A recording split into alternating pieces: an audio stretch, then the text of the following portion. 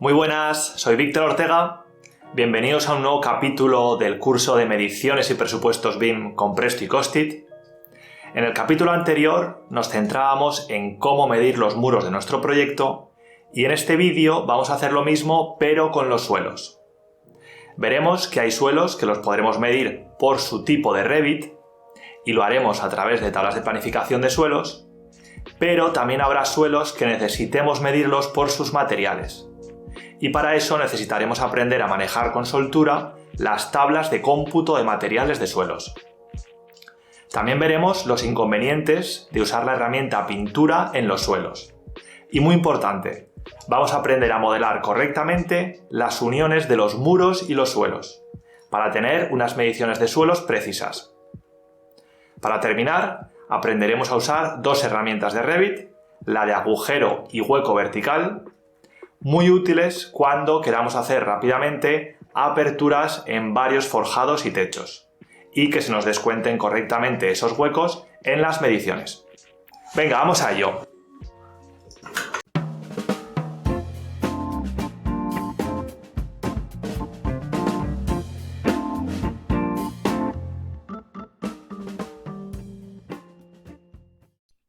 Y ahora vamos a centrarnos en hablar de los suelos. ¿Cómo se modelan y miden los suelos en Revit? Bueno, pues para empezar hay que decir que generalmente tenemos unos suelos arquitectónicos y unos suelos estructurales y van a ir en diferentes capítulos de nuestro presupuesto. A mí me gusta siempre modelar por un lado los suelos arquitectónicos y por otro los suelos estructurales. En este archivo de ejemplo estaba modelado un único suelo con el forjado y la tarima de parquet. Pero yo, para darle más realismo a este proyecto, lo que he hecho ha sido dividirlos. Entonces, para ver esto con más precisión, lo mejor es hacerse una tabla de planificación de suelos. Yo aquí ya la tengo hecha, entonces vamos a abrirla directamente y vamos a ver lo primero qué campos he metido y cómo los he organizado. He metido el parámetro estructura para así poder filtrar y que me organice por un lado los suelos que no son estructurales y los que sí, simplemente con el parámetro sí y no. Que este parámetro lo encontramos en cualquier suelo cuando lo seleccionamos. Aquí en sus propiedades de ejemplar tenemos el parámetro estructura. En este caso, como es un suelo de parquet, no es estructural y no haríamos el clic aquí. En el caso que fuera un suelo estructural, pues simplemente daríamos aquí y ya se nos agruparía, como vemos, en esta tabla como que es un suelo estructural, el suelo de parquet. Vamos a decirle que no y ya nos vuelve ese suelo de parquet a la zona de suelos no estructurales. Muy bien, entonces seguimos con los campos y ya los típicos de familia, tipo, recuento, grosor predeterminado, que esto es simplemente el grosor total del suelo, el área, el volumen y ya código de montaje, costo y descripción. ¿Y cómo lo hemos clasificado? Pues primero por estructura, para saber si es estructural o no, con un encabezamiento, y luego ya familia y tipo, y sobre todo no detallar cada ejemplar. Y en formato, como ya sabemos, área y volumen, que me calcule los totales. Muy bien, pues vamos a ver ya esa categoría de suelos. Vamos a ir a la vista de 3D mediciones, seleccionamos un suelo y aislamos categoría. Y aquí los tengo. Por un lado tengo los suelos estructurales y por otro lado los no estructurales. Como vemos, aquí está nuestro suelo cerámico, que va a ser este. Hacemos aislar elemento y aquí vemos esos tres suelos. Aquí en el recuento lo vemos que son suelos cerámicos. Control Z. El suelo de parquet, tanto en la planta baja como en la planta primera, el forjado de hormigón armado y este es un suelo estructural que es el suelo del balconcito que tenemos. Vamos a rehacer todo y es este suelo. Muy bien. A su vez, estos 4 tipos de suelo van a tener unas capas y unos componentes internos. Por ejemplo, el tipo de suelo parquet Vamos a aislar categoría, este tipo de suelo, en editar tipo, vemos que tiene estas capas. Si le damos aquí a vista previa, vemos una sección y entonces vemos que tenemos una cama de arena, un mortero y las propias lamas de parquet. O el propio suelo estructural, el forjado, está compuesto por un forjado de hormigón armado y su capa de compresión. Entonces tenemos que ver cómo vamos a medir esto, porque quizá debamos medirlo también por material. Entonces por eso es muy recomendable hacerse una tabla de planificación de materiales. Como ya sabemos, es aquí, en nuevo cómputo de materiales. Elegimos suelo y damos a aceptar y ya empezamos a meter campos. Yo ya las tengo creadas, es esta, suelos materiales, y aquí hemos metido el campo del nombre del material, el recuento, el tipo de suelo en el que está presente este material y ya sus dimensiones, área del material, volumen y demás. Por ejemplo, aquí vemos rápidamente que el material mortero está presente en dos tipos de suelo. En el suelo cerámico de 30×30, en este, si lo seleccionamos, vemos que aquí tenemos una capa de mortero y también en el suelo de parquet. Al seleccionarlo, en su estructura, teníamos una capa de mortero. Entonces aquí, quizá en nuestro presupuesto, queramos tener una partida con metros cúbicos de mortero y muy fácilmente vamos a tener el resultado total. ¿Cómo lo configuramos esto para que salga automático? Pues muy fácil. En clasificación agrupación le vamos a decir que en el nombre del material me ponga un pie de página en el que me ponga solo los totales. Damos a aceptar y vemos que ya nos hace automáticamente debajo de cada línea, debajo de cada material, el cómputo total. Es decir, nosotros en este proyecto tenemos 4,48 metros cúbicos de mortero y lo tenemos bien detallado en qué tipos de suelo está presente ese material. Vamos a volver a la tabla de suelos normales, donde vemos los 4 tipos de suelos, y vamos a hacer una inspección visual. Aquí vemos el grés de los baños y esto es la cocina. Vamos a ver cómo han resuelto el tema del suelo de la cocina, porque vemos que aquí no tenemos un suelo, con tabulador no podemos seleccionar esa parte del suelo. Vamos a la vista de 3D planta primera, a la cocina, y vemos que hay un tipo distinto de suelo, que no es el parquet, pero no lo podemos seleccionar. Simplemente podemos seleccionar dividir cara. ¿Qué significa esto? Bueno, esto significa que lo que han hecho es pintar encima de un suelo y le han puesto el material que sea. Que en este caso, en la tabla de materiales, vemos que en el suelo de parquet hay un material que tiene 0 metros cúbicos, que es este. Este es el material con el que han pintado. Ya sabéis que la herramienta pintura en Revit es desde modificar, aquí lo tenemos, pintura. Si queremos eliminar esta pintura, teníamos que darle eliminar pintura, hacer clic aquí y ya nos ha suprimido esa pintura. Y como vemos, nos ha desaparecido ese componente de nuestra tabla de materiales. Vamos a hacer control Z y la forma correcta de solucionar esto para que las mediciones fueran precisas sería eliminar esta pintura, crearnos un suelo igual que hemos hecho con el suelo cerámico y unirlo a el parquet. Para crear una nueva zona de pintura, antes tenemos que usar la herramienta dividir cara. Entonces, lo que tendríamos que hacer es darle a dividir cara. Vamos a ponernos mejor en una vista en planta.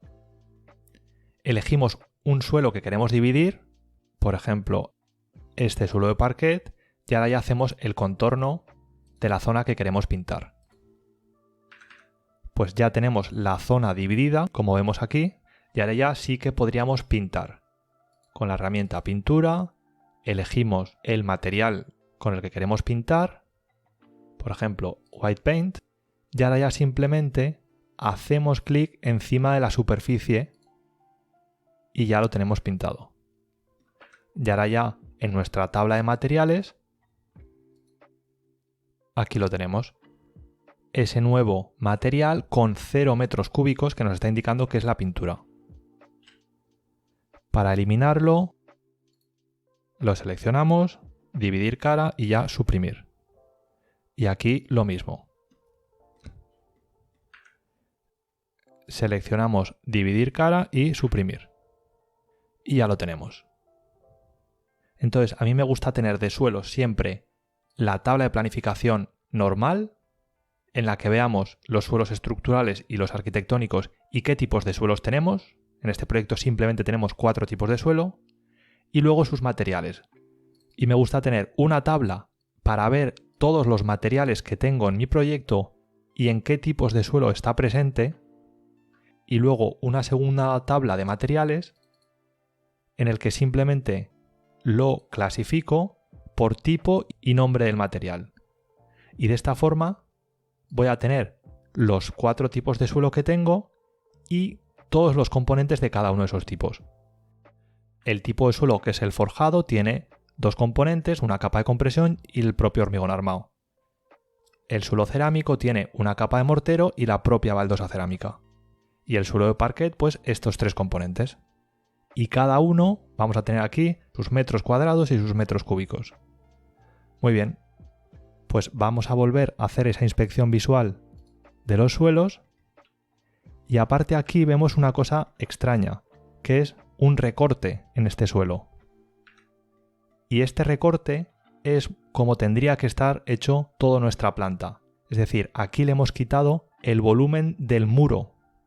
Si vamos a una planta primera, este es el muro que hemos unido al suelo.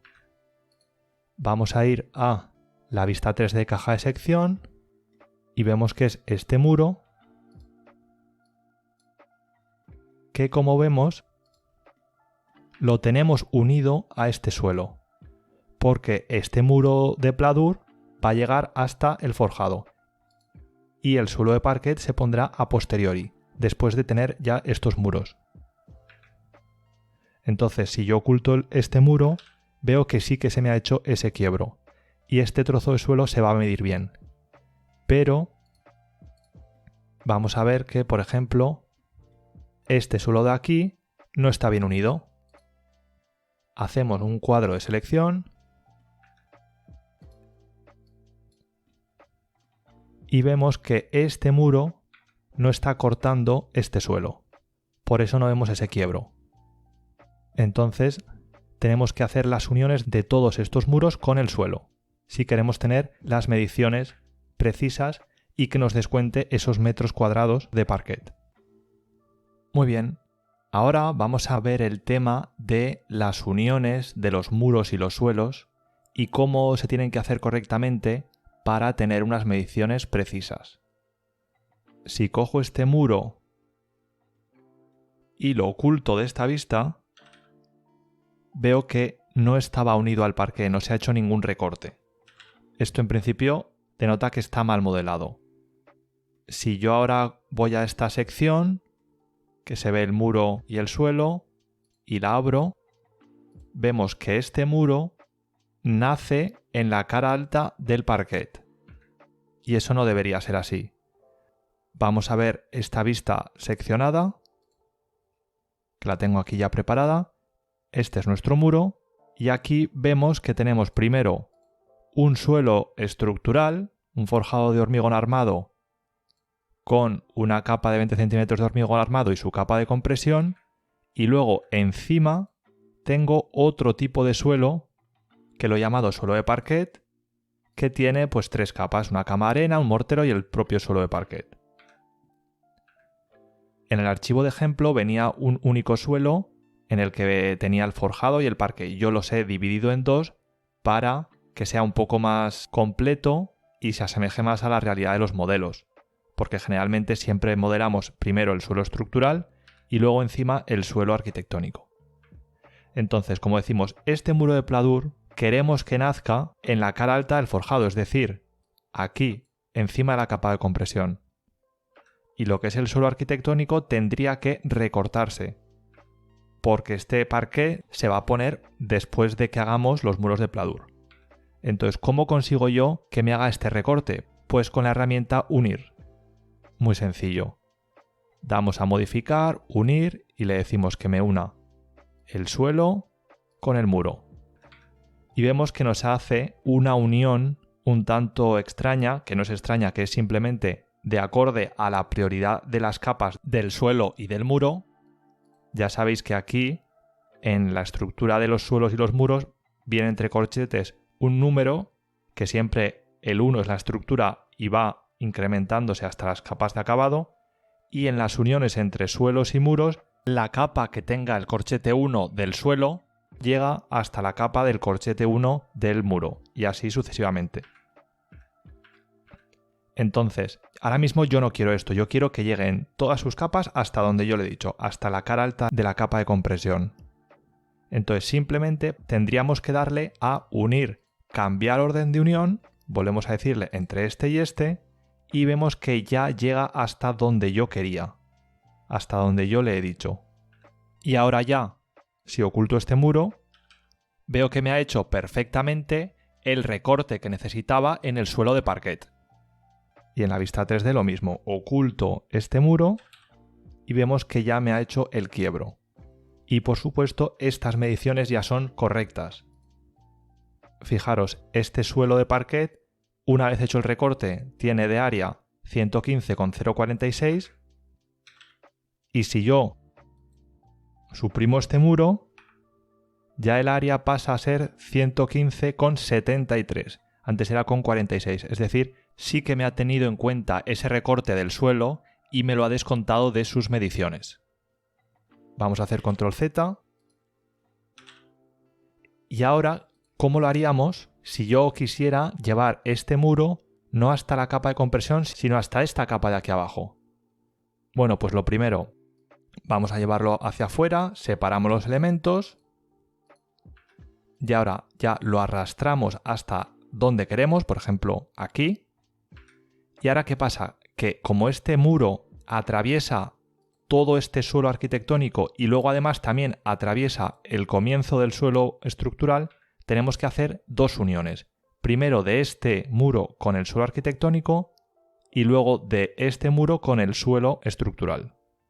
Entonces tendríamos que hacer unir muro con suelo arquitectónico, muro con suelo estructural, y ahora tenemos que hacer el cambiar orden de unión. Unir, cambiar orden de unión, el muro con el suelo arquitectónico y el muro con el suelo estructural.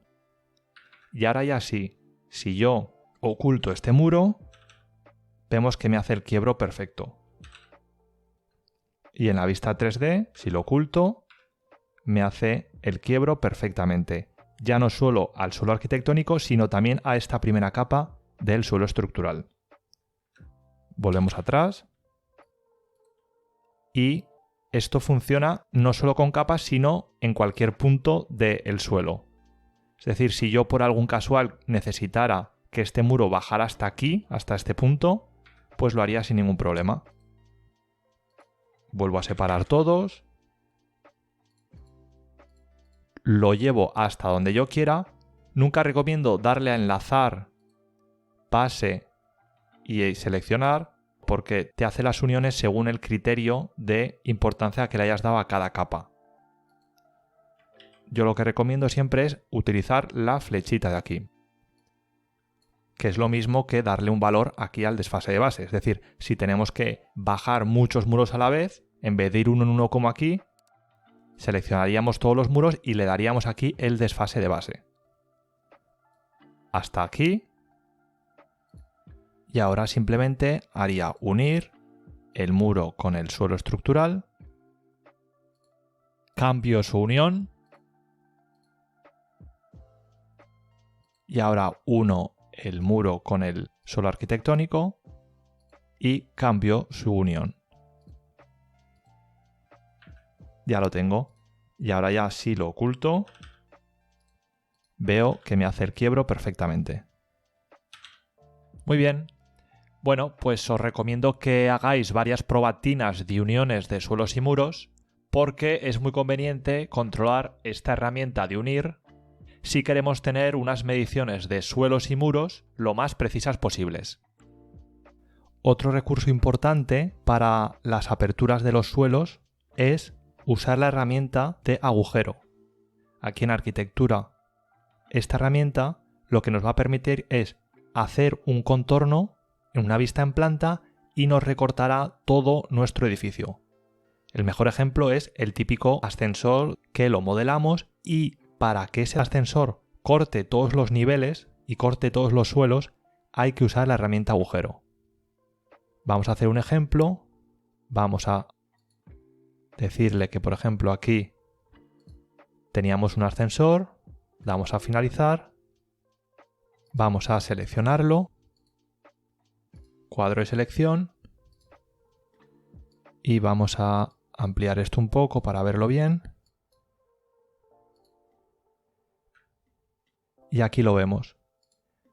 Tenemos esa abertura de agujero que nos está seccionando todos los niveles, suelos, techos y cubiertas por donde pase. Como vemos, este forjado tiene un área de 112,085 y en el momento que yo suprimo esa abertura de agujero, ya ese área pasa de ser 112 a 113 y pico. Es decir, sí que me ha extraído esa parte del suelo y me ha hecho unas mediciones precisas. Como digo, es muy conveniente esta herramienta porque nos atraviesa todo. En cambio, la herramienta de hueco vertical nos va a hacer un agujero, pero solo nos va a penetrar un suelo. Es decir, si yo hago aquí vertical, elijo qué suelo necesito que me corte, le hago aquí el contorno, vemos que únicamente me está cortando un suelo, el parquet. El forjado y el techo arriba no me lo corta. Pues vamos a hacer control Z y ya lo tenemos.